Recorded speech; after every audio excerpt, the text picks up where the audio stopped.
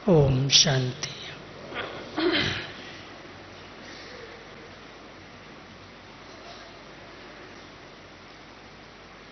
संगम युग पर प्यारे बाबा ने हम सबको अपनी यथार्थ पहचान दी है। हम सभी बाबा के बच्चे, बाबा जो है, जैसा है, जिस स्वरूप में बाबा पार्ट बजा रहे हैं, हर एक जानता भी है, मानता भी है और हर एक ने अनुभव भी किया है। जिस भगवान को पाने के लिए भक्तों ने इतनी गहन भक्ति की है, तपस्वी जिसके लिए तपस्या करते हैं और सोचते हैं पता नहीं कितने जन्म लगेंगे उसको पाने में, लेकिन बाबा के बच्चे जिनको भक्ति का फल स्वयं भगवान मिला और इतना ऊंचा ज्ञान मिला, सद्गति का रास्ता मिला, वो बड़े निश्चय और नशे से कहते हैं कि बाबा जो है, जैसा है, उसको हमने जाना भी है, पाया भी है, इन अनुभवों की आंखों ने देखा भी है। कभी कभी कोई पूछते हैं कि आपने भगवान को देखा है, तो मैं समझता हूं आप सभी के दिल से निकलेगा कि हमने देखा ही नहीं है, लेकिन हमने पाया है, अनुभव किया है। इसी लक्ष्य से बाबा के कई नए नए बच्चे आज इस सभा में आए हैं कि हम बाबा को देखेंगे, बाबा से मिलेंगे। बहुत उत्सुकता के साथ, कोई भी चीज की परवाह किए बिना,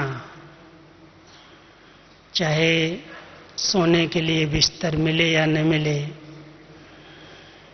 चाहे भोजन की व्यवस्था ठीक मिले या न मिले, हम तो बाबा के पास जाएंगे, मिलेंगे। इतने हजारों बाबा के बच्चे बाबा की गोदी में आ गए हैं और हर एक के अंदर ये है कि हम बाबा को देखेंगे, बाबा से मिलेंगे। लेकिन आज जिस विषय को मैंने लिया है वो एक बहुत गहरा विषय है और मैं समझता हूं आप सभी ने अपने रियल स्वरूप को पहचाना होगा, जिसकी ओर बाबा हम सबका ध्यान खिंचवाते हैं। बच्चे, रियल को रियलाइज करो। आत्मा जो है, जैसी है, अपने उस स्वरूप को महसूस करके सत्यता को पहचानना। एक है हमारा वो सत्य स्वरूप जो शाश्वत है, अविनाशी है। जब हम आत्माएं अपने निजी घर में निवास करती हैं, परमधाम में रहती हैं, वो अनादि स्वरूप में कैसे आत्मा एकदम निर्बंधन है, मुक्त स्थिति में रहती है, संपूर्ण पावन स्थिति में रहती है। कोई भी देह के संबंध अथवा कोई भी पदार्थ, किसी भी आकर्षण में वो बंधी हुई नहीं है। बाबा कई बार कहते हैं, बच्चे अपने उस रियल स्वरूप का अनुभव करो। जो आपका अनादि स्वरूप है, जो आपका आदि स्वरूप है। सतयुग से लेकर के आत्मा इस 84 के चक्र में आई और पार्ट बजाते बजाते उसकी जो सतो प्रधान स्टेज थी उसमें धीरे धीरे कोई न कोई प्रकार की देह अभिमान के कारण खाद पड़ती गई। और आज तमो प्रधान दुनिया में हर एक आत्मा अपने सत्य स्वरूप को भूल चुकी है। हमें पहचान मिली और पहचान के साथ साथ हमने महसूस किया कि वास्तव में मैं आत्मा संपूर्ण पावन, संपूर्ण स्वच्छ, निर्बंधन मुक्त स्थिति से सृष्टि मंच पर आई और फिर से वैसा ही बन करके जाना है। जो भी अहम और वहम की धूल उस पर आ गई, उस धूल को हटा करके अपने हीरे को, अपने डायमंड को संपूर्ण स्वच्छ बना करके, बेदाग बना करके, जो रियल हूं उसी रियल स्वरूप में स्थित होकर के वापस चलना है। कई बार हमारी दादी जी अंतिम समय में अपना एक पुरुषार्थ हम सबको सुनाती थी। कभी कभी कहते थे, दादी आप कर्मातीत बनने के लिए क्या पुरुषार्थ करती हो? तो दादी कहती थी कि मैं अपने हीरे को, आत्मा रूपी हीरे को अपने दिव्य नेत्र के सामने ले आती हूं। इन दोनों नैनों के बीच में अपने स्वरूप को अपने आप देखती हूं कि मुझ हीरे में अभी तक भी कोई फ्लो, कोई भी दाग कहीं पर भी छिपा हुआ भी तो नहीं है, और अगर है तो कब वो हम समाप्त कर पाएंगे, उसकी विधि क्या है। तो अंतिम समय में दादी के मुख से ये शब्द निकलते थे कि अभी तो मेरा हीरा एकदम चमकने लगा है, उस हीरे में अभी कोई भी दाग नहीं है, संपूर्ण स्वच्छ पावन आत्मा बन चुकी है। और उसी को देख करके जैसे वर्णन करती थी कि बस बाबा भी बुला लेगा मुझे।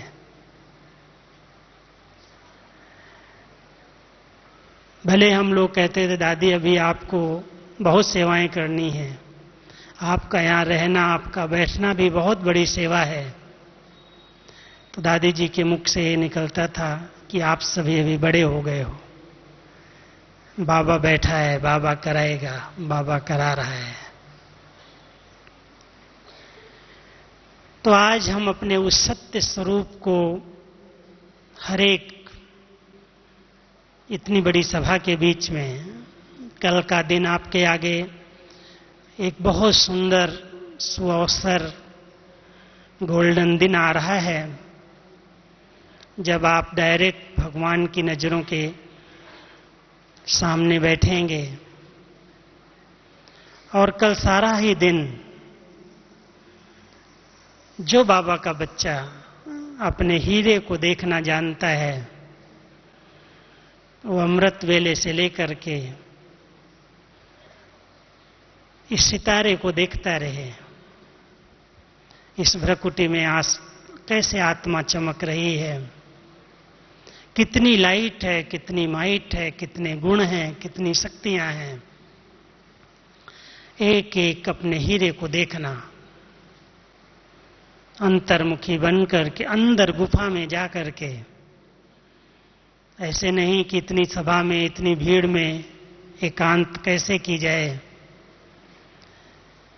कितनी भी भीड़ क्यों न हो, लेकिन अगर लक्ष्य पक्का है तो अपने आप आत्मा उस मस्ती में मग्न हो जाती है, एक के अंत में चली जाती है और एक के अंत में जा करके हर एक अपने आप को देख सकता है कि जो रियल में आत्मा थी, उस रियल के अंदर कौन कौन सी मिक्सचरिटी हुई है, कौन कौन सी बुराइयां आ गई हैं, कौन कौन से दाग लग गए हैं, और उन दागों को मिटाने के लिए बाबा ने मुझे कौन सी युक्तियां बताई हैं।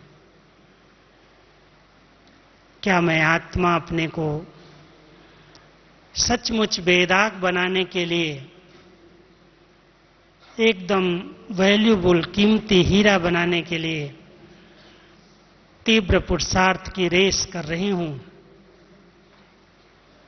रेस करना सभी, सिर्फ 5 बातों की चेकिंग मैं आपको बताता हूं, क्योंकि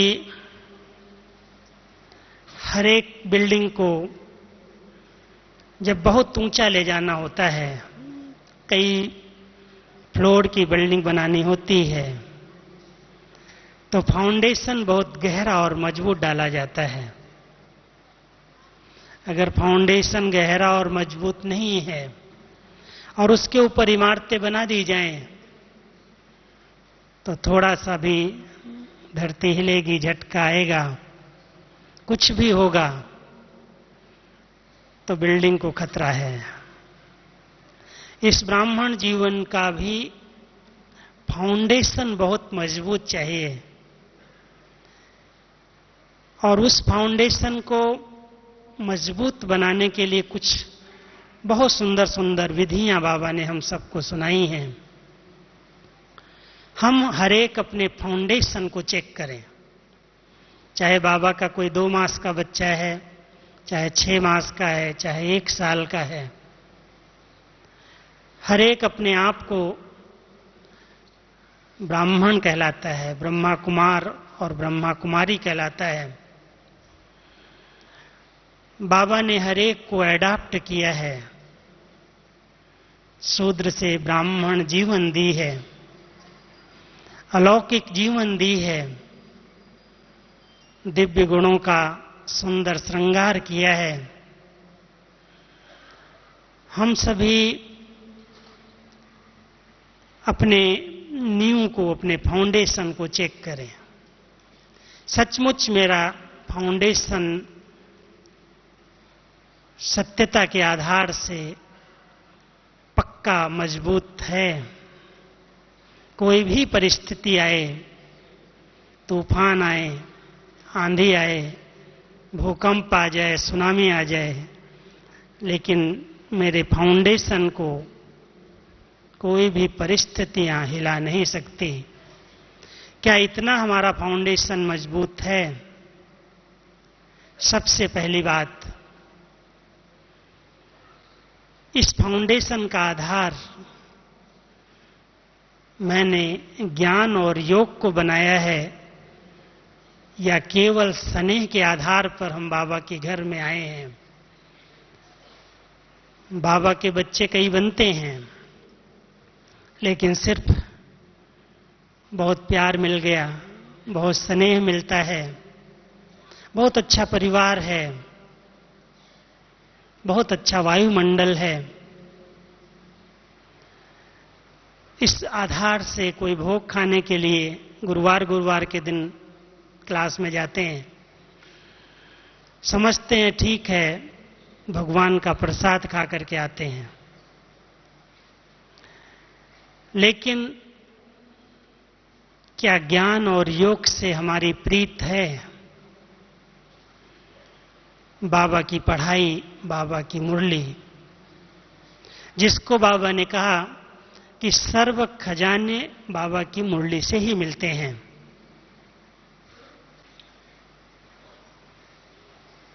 तो सभी चेक कर रहे होंगे मेरा फाउंडेशन क्या है। अगर पढ़ाई फाउंडेशन है, बाबा की मुरली से हमारा अति प्यार है, बाबा की मुरली से प्यार माना मुरलीधर से प्यार, और मुरली की चारों ही सब्जेक्ट पर ध्यान, सिर्फ सेवा का शौक नहीं। कई बाबा के बच्चे हैं जो सहयोग कोई भी बता दो, बहन जी कोई सेवा बता दो, मुरली सुनने का तो टाइम नहीं मिलता है। लेकिन केवल सेवा हमारा आधार अगर है तो भी हमारा फाउंडेशन मजबूत नहीं हो सकता है। इसलिए चारों ही सब्जेक्ट, ज्ञान, योग, धारणा और सेवा, पिछली मुरली में बाबा ने कहा चारों ही सबसे बड़े से बड़े खजाने हैं। अगर ज्ञान को रियल रूप में किसी ने रियलाइज किया है तो उसकी पहली निशानी है वो आत्मा मुक्त स्थिति का अनुभव करेगी, जीवन मुक्त स्थिति का अनुभव करेगी। अगर सच्चा योग है बाबा के साथ तो सर्व शक्तियां उसके साथ साथ रहेंगी, कोई कमजोरी उस पर वार कर ही नहीं सकती, क्योंकि बाबा सर्वशक्तिमान उसके साथ है। अगर धारणाओं पर उसका ध्यान है तो सर्व दिव्य गुण उसका श्रृंगार है। गुणमूर्त आत्मा अपने आप बनती जाएगी, व्यवहार बड़ा अच्छा हो जाएगा। और सेवा की सब्जेक्ट पर ध्यान है तो दुआओं की, खुशी के खजाने की अपने आप अनुभूति होती रहेगी। तो जिसका फाउंडेशन ज्ञान और योग है वो आत्मा मुक्त स्थिति का भी अनुभव करती है, शक्तियों का भी अनुभव करती है, गुणों का भी अनुभव करती है, दुआओं का भी अनुभव करती है, अपने आप को भरपूर अनुभव करती है। और जहां भरपूरता है वहां हलचल नहीं होती है। अगर हलचल है माना कुछ खाली है, भरपूर नहीं है। हर एक अपनी बुद्धि को अगर भरपूर करना चाहते हैं तो बाबा की मुरली ही भरपूर करने वाली है। मम्मा हमारी 21 बार मुरली पढ़ती थी। दादी को जब भी हमने देखा है मुरली हाथ में, रात को नींद खुल गई, लैंप जलाया और पढ़ना शुरू कर दिया। हमारी दादियों ने जो अपनी स्थिति बनाई है उनका आधार रहा है, उन्होंने बहुत प्यार से बाबा की मुरली को कई कई बार बहुत अच्छी तरह से अध्ययन किया है, पढ़ा है, उसकी गहराई में गई हैं और उसकी चारों सब्जेक्ट से अपने को भरपूर किया है। तो हर आत्मा अपने आप को ये पूछे अपने आप से कि मेरा फाउंडेशन क्या है।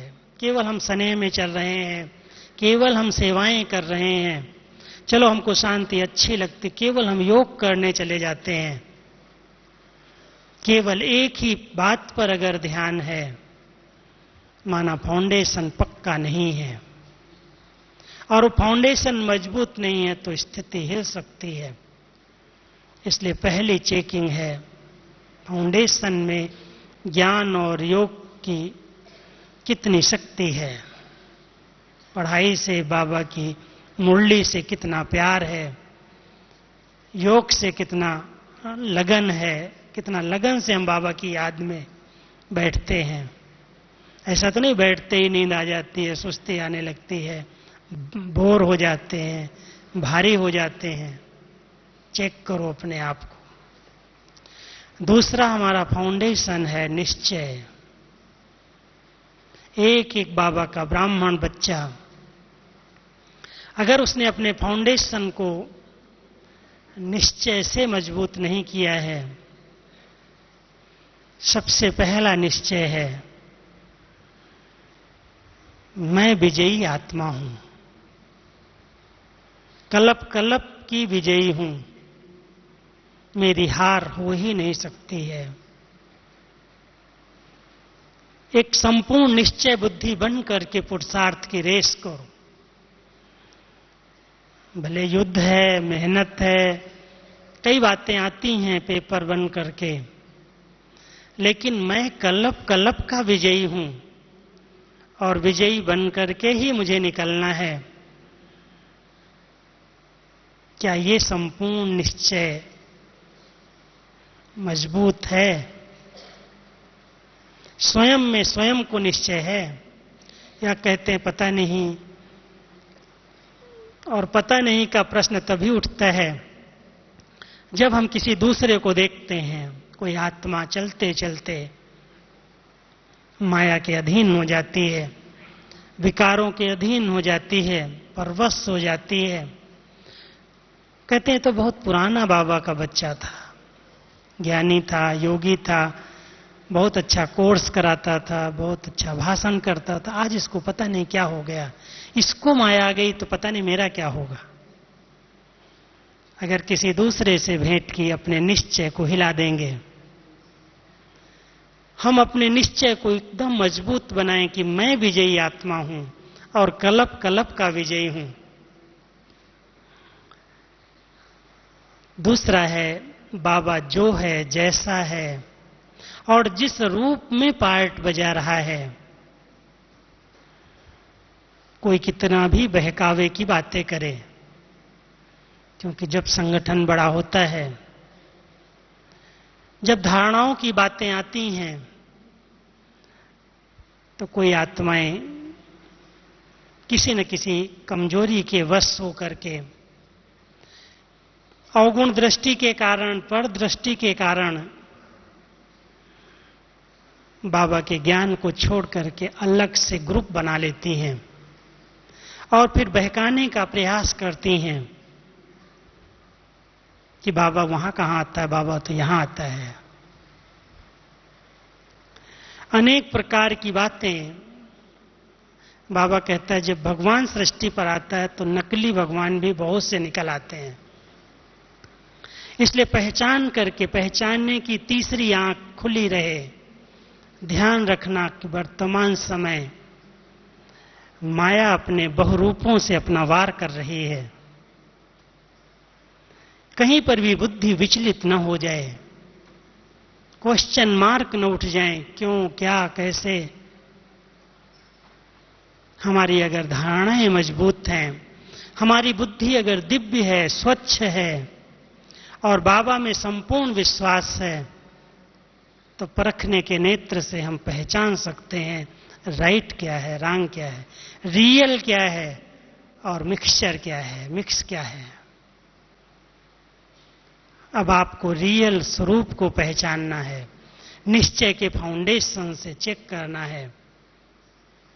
कही कहाई सुनी सुनाई बातों पर नहीं, लेकिन एक संपूर्ण विश्वास और निश्चय के आधार से देखा है, सुना है, पाया है, अनुभव किया है।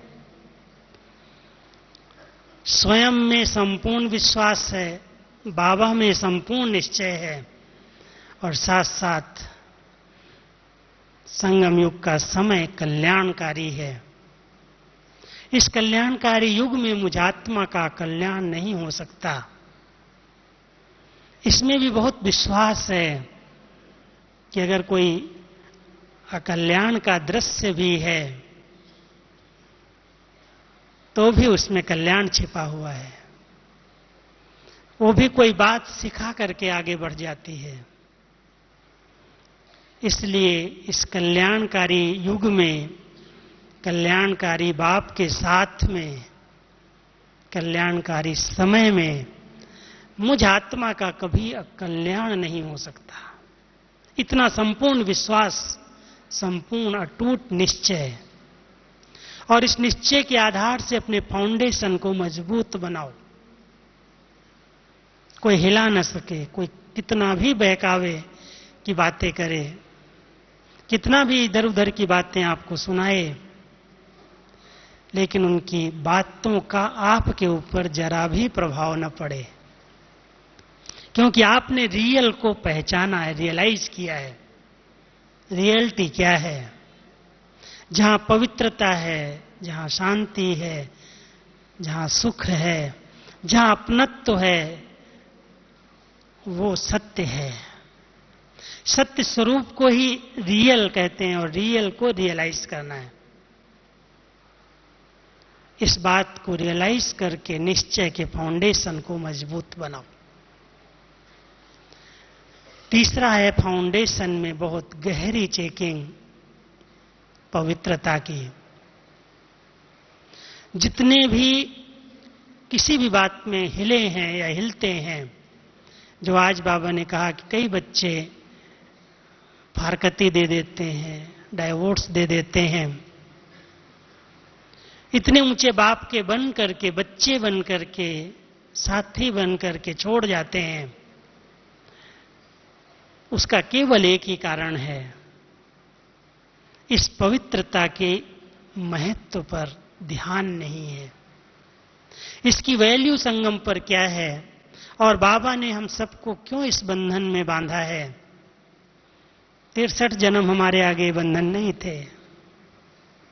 संगम पर बाबा कहता है, बच्चे मेरे नाम पर, मुझे सतयुगी दुनिया बनाने में यही एक मदद चाहिए, तुम बच्चों की पवित्रता का बल चाहिए। इससे सतयुग की नींव पड़ेगी, योग बल की सृष्टि होगी। इसलिए इस फाउंडेशन को कभी कच्चा नहीं करना। किसी के संग में आकर के कौन हो सकता है, कौन बन सकता है, कभी भी साधारण संकल्प ना आए मैं बन के दिखाऊं। बाबा ने मुझे कहा है मैं इस व्रत को संपूर्ण रीति से पालन करूं। युद्ध है, मेहनत भी लगती है, कई बच्चों को बीज विकार का है, शरीर विकारी है, वायुमंडल दूषित है, हम जो कुछ देख रहे हैं, जो कुछ खा रहे हैं, जिनके संग में रह रहे हैं, उन सब विकारियों के बीच में हमें हंस बनकर के रहना है। मेहनत तो है, लेकिन बाबा कहते हैं बच्चे मोहब्बत में मेहनत समाप्त हो जाती है, तुम प्यार में समाना सीख जाओ, प्रभु स्नेह में समाना सीख लो, ये व्रत आप सहज रीति से पालन कर लेंगे।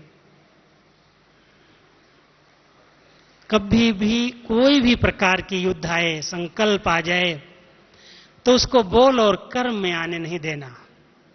संकल्प को संकल्प की शक्ति से काट देना। अच्छे संकल्पों में रमण करने से विकल्पों पर जीत हो जाती है। तो सबसे बड़ा दाग इम्प्योरिटी, अपवित्रता का है। हम सब एकांत में बैठ करके रियलाइज करें रियल को, कि सचमुच मुझ आत्मा में अभी तक स्वप्न रूप में, संकल्प रूप में या बोल या कर्म में कोई भी ऐसी अपवित्रता मुझे दागी तो नहीं बनाती है। हर एक इसको रियल को रियलाइज करो, और अगर कोई कमी है, कमजोरी है, कोई दाग है, तो मिटाने का साधन बाबा हम सबको देता है कि बच्चे गहरे दिल से महसूस करके, गलत को गलत महसूस करके लिख डालना, और लिख करके बाबा की भंडारी में, बाबा के कमरे में जाके सुहा करके आ जाना। लेकिन रियलाइज करके, महसूस करके गलत है, ये कमी है, ये कमजोरी है, बाबा इसे नहीं चाहता है। बाबा माफ भी करेगा, क्षमा भी करेगा, शक्ति भी दे देगा। लेकिन ये फाउंडेशन ब्राह्मण जीवन की धुरी है, नींव है। बीके का टाइटल इसी से मिलता है। ब्रह्मा कुमार वही कहला सकता है, प्रभु मिलन का आनंद वही ले सकता है, योग का सच्चा रस वही प्राप्त कर सकता है जिसने इसकी वैल्यू को समझा है। इसलिए इस बात को साधारण नहीं समझना। बाबा ने इस बात को फाउंडेशन में डाला है और यही हमारे विद्यालय की नींव है। अगर कोई उल्लंघन कर रहा है तो उसका हिसाब किताब वो जाने, न उसको देखना है, न सुनना है, न वर्णन करना है। मैं आत्मा कहां तक बनी हूं, स्वयं को देखो, स्वयं रियल को रियलाइज करो। दूसरा क्या कर रहा है उसको देखने की जरूरत नहीं। फलाने ने ऐसा किया, वो ऐसा करता, वो ऐसा करता है। बाबा कहता है कि दूर की नजर को ढीला बनाओ, बहुत तेज नहीं करो, नजदीक की नजर से अपने को देखो, रियल को रियलाइज करो, मैं क्या हूं और मेरे में अगर है कोई ऐसा दाग तो मैं प्रतिज्ञा के आधार से, संकल्प की दृढ़ता के आधार से, बाबा के स्नेह के आधार से, शक्ति के आधार से उसको समाप्त कर दो। चौथा फाउंडेशन का चेकिंग है, बहुत अच्छी, जिसको बाबा कहता है बच्चे अनुभव की अथॉरिटी बनो।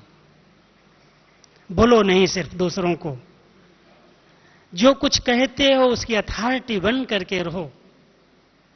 अगर आत्मा कहते हो तो आत्मिक भान, आत्मिक स्मृति, उस स्वरूप का अनुभव करो। परम धाम शब्द कहते हो तो परम धाम की अनुभूति की है, अव्यक्त स्थिति की अनुभूति की है, उस बीज रूप की स्थिति का अनुभव किया है।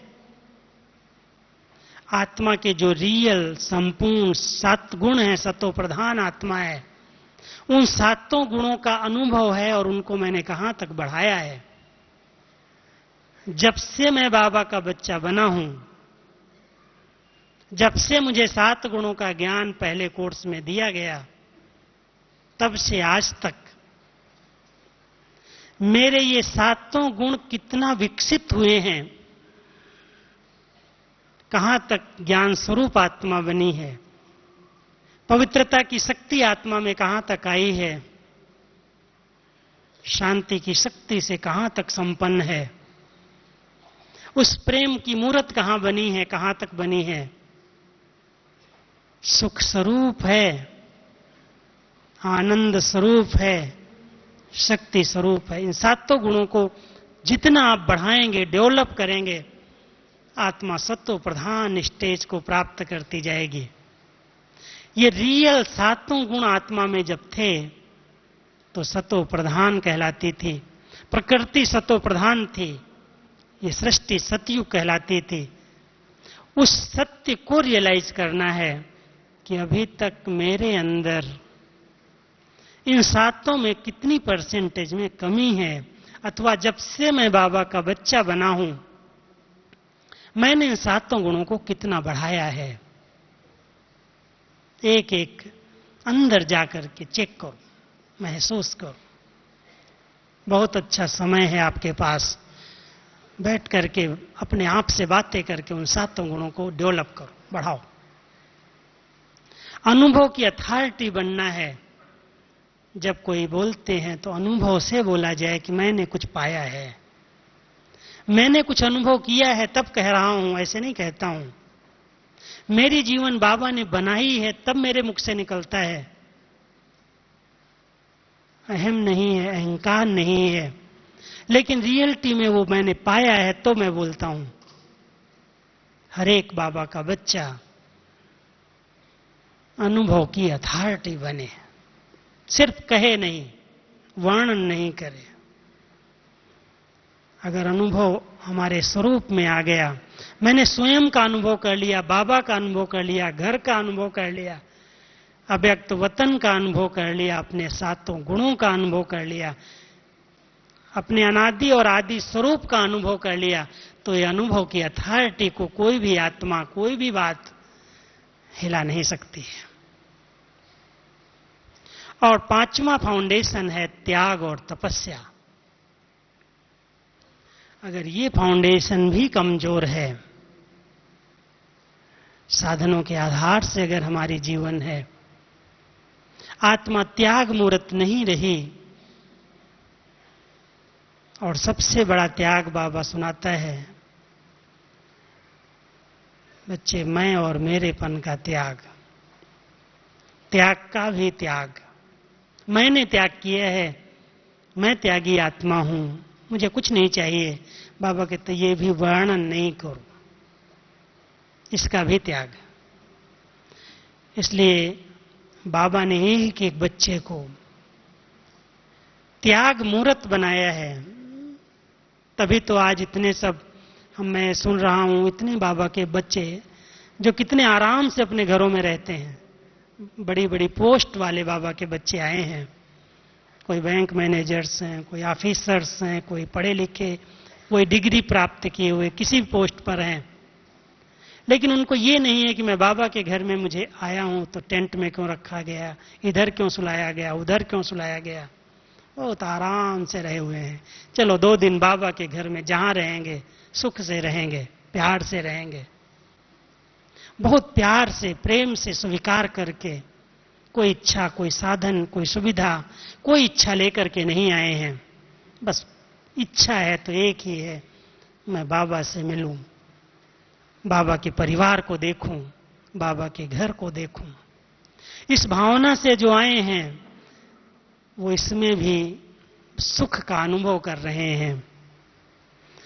कैसे कैसे बाबा प्यार की अनुभूति कराता है, चक्कर लगाता होगा आप सबके पास। कैसे आप सोए हुए हैं, कैसे आप नहा रहे हैं, कैसे आप खा रहे हैं। बाबा तो वतन से देख सकता है ना। साकार में दादी जी को तो इतनी चिंता हो जाती थी, जब बाबा के बहुत बच्चे आते थे रात को नींद नहीं करते, कहते उठो उठो चले देखें कहां सोए हुए हैं, कैसे सोए हुए हैं। तो आप सभी त्याग मूर्त बाबा के बच्चे हो, लेकिन त्याग भाग्य का अनुभव कराए। मैं पन्ना एक मैंने त्याग किया है।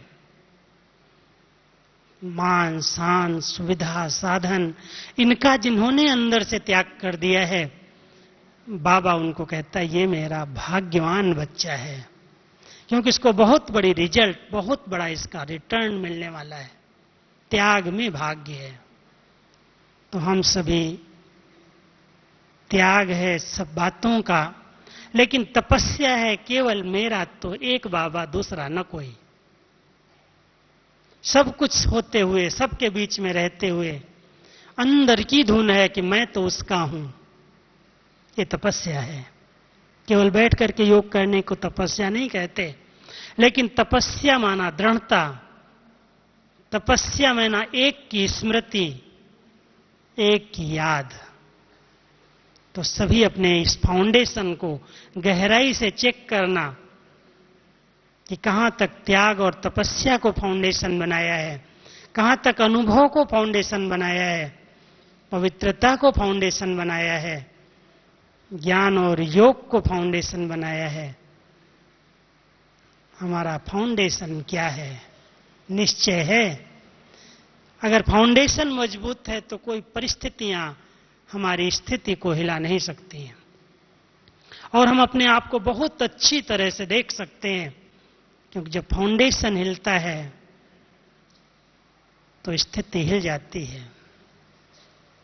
दूसरी एक बात हम सभी जानते हैं, बाबा कहता है बच्चे अपने लक्ष्य को देखो और लक्ष्य के प्रमाण आपके जीवन में लक्षण कहां तक आए हैं उसको रियलाइज करो। एक लक्ष्य है हमारे सामने। सबसे पहले तो यही लक्ष्य है कि जो शूद्रपन के संस्कार थे उनसे हम ब्राह्मण बन गए। संगम युग पर मैं बाबा का पक्का सच्चा ब्राह्मण बच्चा हूं। कई बार दादी एक क्लास कराती हैं, जानकी दादी, एक बीके हैं और एक ब्राह्मण है।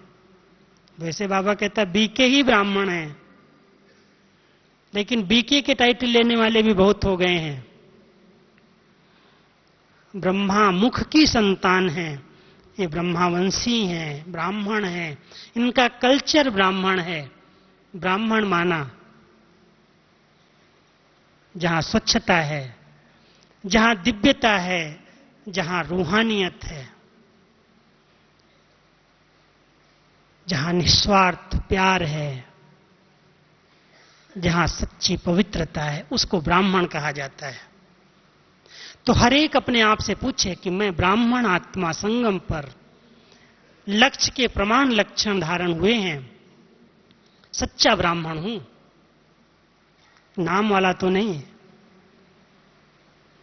लेकिन स्वच्छता ही है, रूहानियत है, बाह्य मुक्ता तो नहीं है, दिव्यता है, साधारणता तो नहीं है। अगर साधारण बोल भी निकलते हैं, साधारण कर्म भी होते हैं, हंसी मजाक के भी बोल चलते हैं, चाहे आप लौकिक जीवन में हो, प्रवृत्ति के अंदर रहते हो, लेकिन बाबा ने कहा प्रवृत्ति नहीं है, परवृत्ति है। वृत्ति से परे हो जाओ प्रवृत्ति में रहते हुए। क्या ऐसी प्रवृत्ति बनी है जो प्रवृत्ति में रहते हम परवृत्ति में रहें, न्यारी वृत्ति में रहें, लौकिकता न आए, हंसी मजाक के रूप में भी साधारणता न आए, बाह्य मुक्ता न आए, व्यक्त भान न रहे, इसको ब्राह्मण कहा जाता है। तो लक्ष्य के प्रमाण लक्षण आए हैं, सभी चेक करो। सच्चा ब्राह्मण संगम युगी मैं कहला सकता हूं, और ब्राह्मण है तो दूसरा लक्ष्य फरिश्ता बनना है। बार बार बाबा पक्का करा रहा है, बच्चे ड्रेस चेंज करो, फरिश्ता ड्रेस में पहुंचो, लाइट डबल लाइट बन जाओ। इस स्थूल ड्रेस को, इस मिट्टी की ड्रेस को बदलने का अभ्यास करो। और ड्रेस बदलना माना स्मृति का परिवर्तन करना। जो देह की स्मृति नेचुरल हो गई है, देह भान नेचुरल बना रहता है, बाबा कहता बच्चे देह की स्मृति से, कल जो बाबा की मुरली में फरिश्ते की परिभाषा हम सबने सुनी है, कोई इससे रिश्ता नहीं है। हम तो अर्श निवासी हैं, फर्श निवासी नहीं।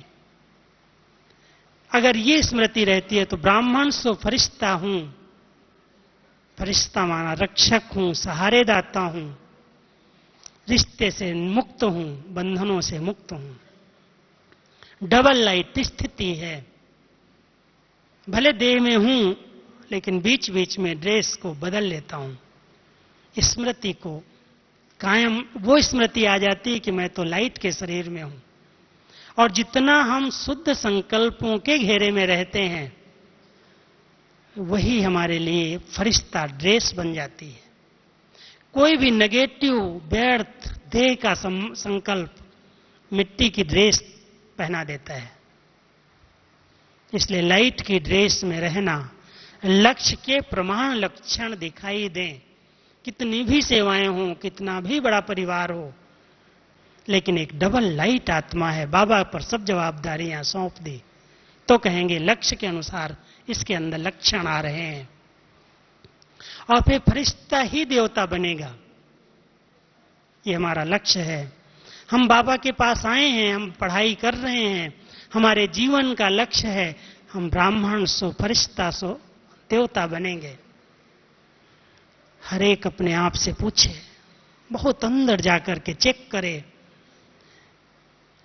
क्या देवताई लक्षण, देवताई रॉयल्टी, देवताई गुण, दातापन के संस्कार मुझ आत्मा के अंदर इमर्ज रूप में रहते हैं? वो देवताई चलन है या वही साधारण चलन चलते हैं? इसलिए इतना बड़ा परिवार है, देखने को मिलता है कितनी रॉयल्टी है, कितनी पर्सनैलिटी है, कितना इस आत्मा ने अपने आप को रियलाइज किया है कि मैं तो देवता बनने वाला हूं। और अगर हूं तो मेरे चलन से वो दिखाई देना चाहिए। सिर्फ कहना क्या है कि मैं देवता बनूंगा, लोग कहें कि सचमुच तुम तो चलते फिरते देवता हो, कितना रॉयल हो, कहीं आंख नहीं जाती है, सदा सबको देने की भावना है। तो हम सभी बाबा के बच्चे, कल बहुत अच्छा दिन है, बाबा से मिलने का दिन है, हम सभी बाबा से मंगल मिलन बनाएंगे, आह्वान करेंगे। आंख खुलते ही अभी से अभ्यास कर लो, बाबा की गोदी में सो जाना, और सवेरे आंख खुलते ही बाबा को ऐसे मिलन मनाओ जैसे अव्यक्त वतन को मैंने साकार वतन बना दिया है। साकार में बाबा आ गया और साकार में हम सब उससे मिल रहे हैं। साकार वतन अव्यक्त वतन बन जाए और अव्यक्त वतन ये साकार वतन बन जाए तो हम सभी कल के दिन 25,000 की सभा नहीं, 28,000 की सभा नहीं, लेकिन ये तो आत्माएं हैं, ये शरीर है ही नहीं। आत्माएं तो करोड़ों के अंदाज में भी हो तो भी कितनी स्पेस चाहिए।